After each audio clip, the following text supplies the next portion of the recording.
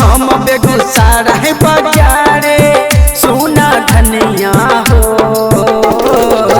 मैया के पूजा में होई नहीं कामी सुन महरनिया हो।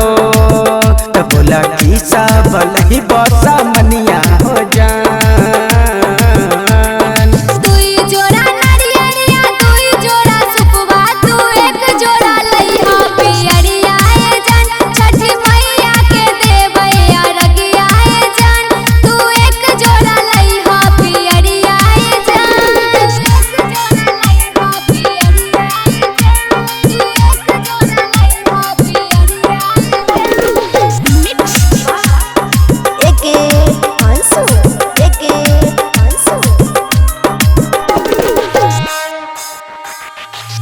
आसो छठ किया भूख बोहे धानी, भूखल देहता हूँ सुख बोहे धानी।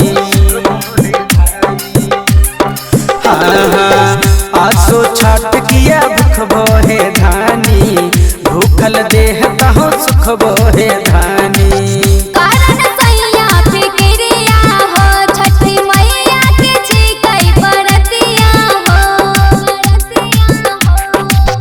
रही रही पीली हो पनिया हो जान।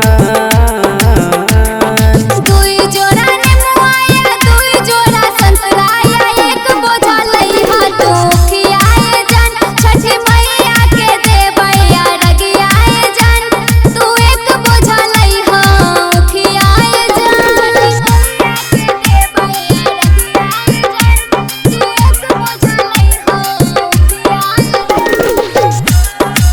Tania recording studio नौला Begusarai.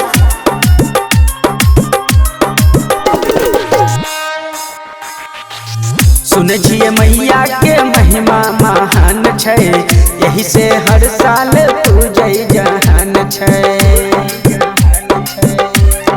हाँ हाँ सुन छिए मैया के महिमा महान छै, यही से हर साल पूजै जहान छै।